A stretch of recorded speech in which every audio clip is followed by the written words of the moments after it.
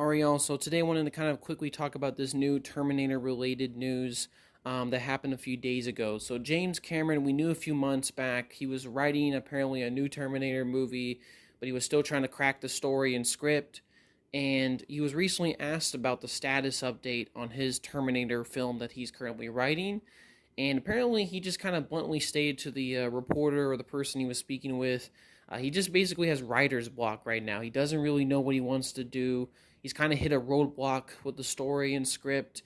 He also stated that he's going to kind of wait and see how AI will shape up in terms of how it will impact our society in the future years, and that will impact his decisions and his creative thoughts on making the new Terminator script or story that Cameron wants to do and crack.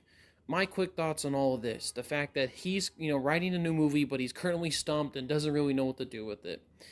Man, I think this is extremely ironic. The Terminator franchise has been a franchise that's just been constantly stuck and beaten to the ground with lazy concepts, right? Each sequel after Terminator 2, except Terminator Salvation, was trying to remake and do Terminator 3.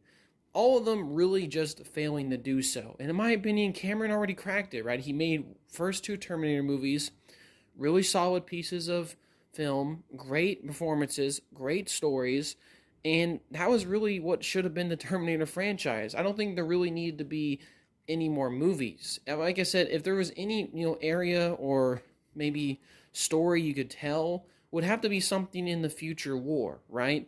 And they attempted to do that with Terminator Salvation, which is one of the reasons why I feel like that movie is a little bit underrated, but they didn't really do that movie too well and had a lot of continuity issues.